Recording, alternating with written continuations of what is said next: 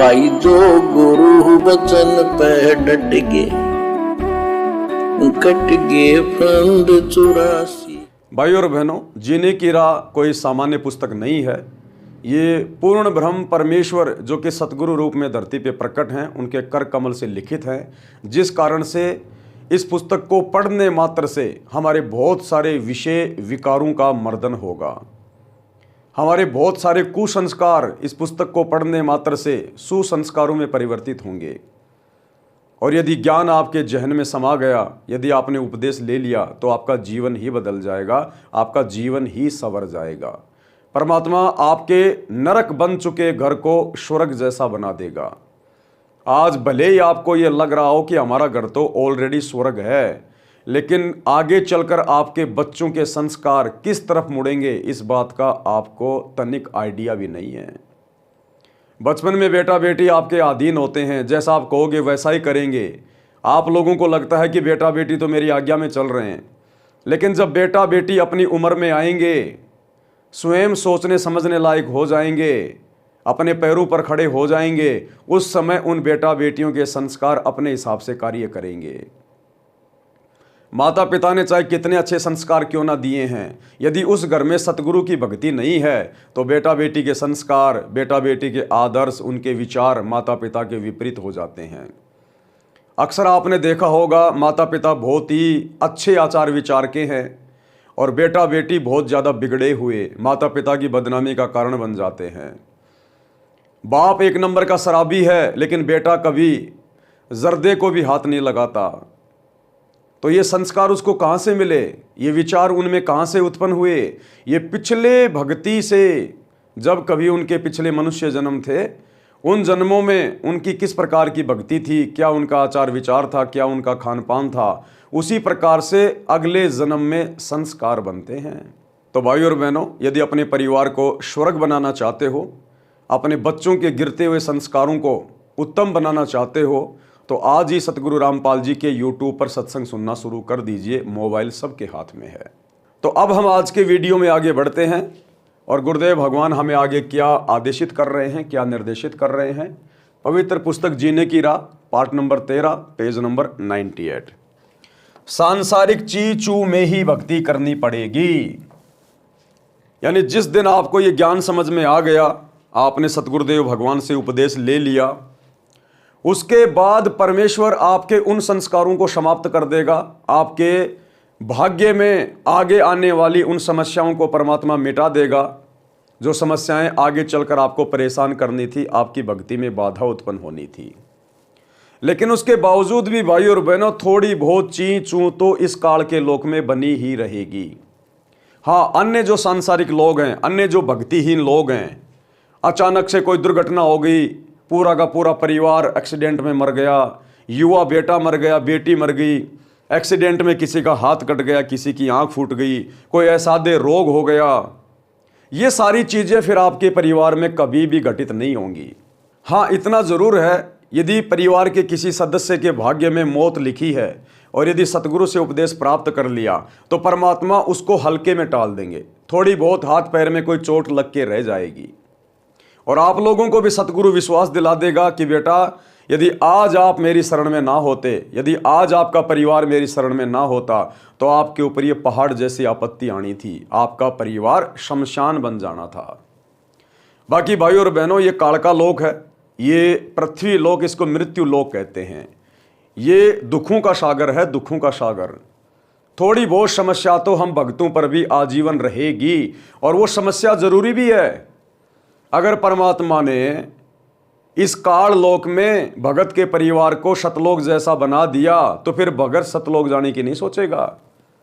फिर काल का एक बहुत भयंकर जाल है, जरा सा सुख होते ही फिर वो पीछे के दुख भुला देता है और भगत को लगता है कि क्या करेंगे सतलोक में चलकर, मेरा तो यही सतलोक बन गया, मेरे तो गुरुजी ने ठाठ कर दिए। और धीरे धीरे आपका वो भाव, आपकी वो श्रद्धा भक्ति से और भगवान से धीरे धीरे कम होने लगेगी, जो आपके फिर से विनाश का कारण बन जाएगी। इसलिए परमात्मा आपको ऐसा कोई भी सुख नहीं देगा जो सुख आपके लिए बाधा उत्पन्न कर दे मोक्ष मार्ग में। इसलिए गुरुदेव कहते हैं कि सुख के माथे पत्थर पड़ो जो नाम हृदय से जाए, और बलिहारी उस दुख के ऊपर जो पल पल नाम रटाए। हल्का फुल्का दुख, हल्का फुल्का संकट कभी कभार गुरुदेव अपनी तरफ से देगा उस भगत को, जिस भगत का परमात्मा ने इसी मनुष्य शरीर में पूर्णतया उद्धार करना होगा, मोक्ष करना होगा। तो थोड़ी बहुत सांसारिक ची चू आप और हमारे शरीर में या घर में बनी रहेगी, लेकिन वो सांसारिक परेशानी, वो शारीरिक परेशानी हम भक्तों को भक्ति में बाधा उत्पन्न नहीं करेगी, हमारे को गुरुजी से जोड़ के रखेगी। जैसे कहते हैं ना कि मीठा मीठा दर्द है, मीठा मीठा दर्द है, वो मीठी मीठी परेशानी वो जरूरी है हमारी भक्ति को सफल होने के लिए। तो क्या कह रहे हैं गुरुदेव, इससे संबंधित गुरुदेव ने एक छोटी सी कथा भी सुनाई है। सांसारिक चीचू में ही भक्ति करनी पड़ेगी। एक थानेदार घोड़ी पर सवार होकर अपने क्षेत्र में किसी कार्यवश जा रहा था। जून का महीना था, दिन के 1 बजे की गर्मी और हरियाणा प्रांत। एक किसान रहट से फसल की सिंचाई कर रहा था। पहले लाइट नहीं होती थी, पहले ये मोटर वगैरह नहीं होती थी। किसान बैलों से चड़स के माध्यम से जो है पानी निकाला करते थे, या फिर रहट होते थे। रहट यानी एक लंबी सी पुली होती थी, उसके ऊपर छोटी छोटी बाल्टी नुमा लोहे के जो है सांचे वेल्ड कर दिया करते थे, और बैलों के द्वारा फिर कुएं के अंदर से पानी निकाला जाता था। तो इस प्रकार के साधन थे पहले खेतों में सिंचाई करने के, कुओं से पानी निकालने के। तो वो पानी निकाला जा रहा था, बैलों द्वारा कोलों की तरह रहट को चलाया जाता था। बाल्टियों की लड़ी यानी चैन जो पुली यानी चक्री के ऊपर चलती थी, जिससे कुएं से पानी निकलकर खेत में जाने वाली नाली में गिरता था। रहट के चलने से जोर जोर की ची चू की आवाज हो रही थी। दरोगा तथा घोड़ी दोनों प्यास से व्याकुल थे। थानेदार ने पानी पीने तथा घोड़ी को पिलाने के लिए रहट की ओर प्रस्थान किया। रहट से हो रही जोर जोर की ची चू की आवाज से घोड़ी फड़क कर यानी डर कर दूर भाग गई। थानेदार ने किसान से कहा कि इस ची चू को बंद कर।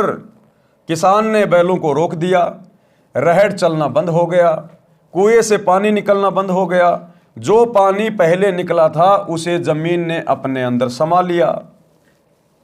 दरोगा घोड़ी को निकट लाया तो देखा कि नाली में पानी नहीं था। दरोगा ने कहा कि हे किसान, पानी निकाल। किसान ने बैल चला दिए। रहट से ची चू की आवाज और पानी दोनों चलने लगे। घोड़ी फिर फड़क गई और 1 एकड़ यानी 200 फुट की दूरी पर जाकर रुकी। दरोगा ऊपर बैठा था। दरोगा ने फिर कहा कि किसान, शोर बंद कर। किसान ने बैल रोक दिए। पानी नाली से जमीन में जाते ही समाप्त था। घोड़ी को निकट लाया, पानी नहीं मिला, तो फिर पानी निकालने का आदेश दिया। रहट चलते ही घोड़ी दौड़ गई। किसान ने कहा कि दरोगा जी, इस रहट की ची चू में ही पानी पीना पड़ेगा, नहीं तो दोनों मरोगे। दरोगा घोड़ी से उतरा, लगाम पकड़कर धीरे धीरे घोड़ी को निकट लाया।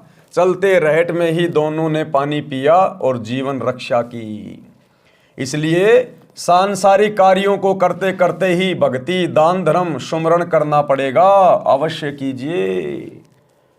आप सोचो कि ये पृथ्वी लोक ही सतलोक बन जाएगा, ऐसा बिल्कुल भी असंभव नहीं है।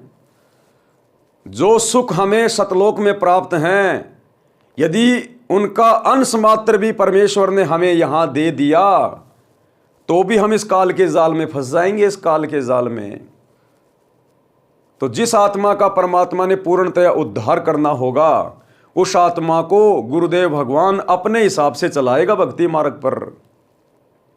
क्योंकि हॉस्पिटल में डॉक्टर की शरण में जाने के बाद फिर मरीज की नहीं चलती। फिर जैसा डॉक्टर चाहेगा उसी हिसाब से उपचार करेगा। मरीज के रोने धोने से, चीखने चिल्लाने से डॉक्टर कभी जल्दबाजी नहीं करेगा, अपने ट्रीटमेंट को चेंज नहीं करेगा।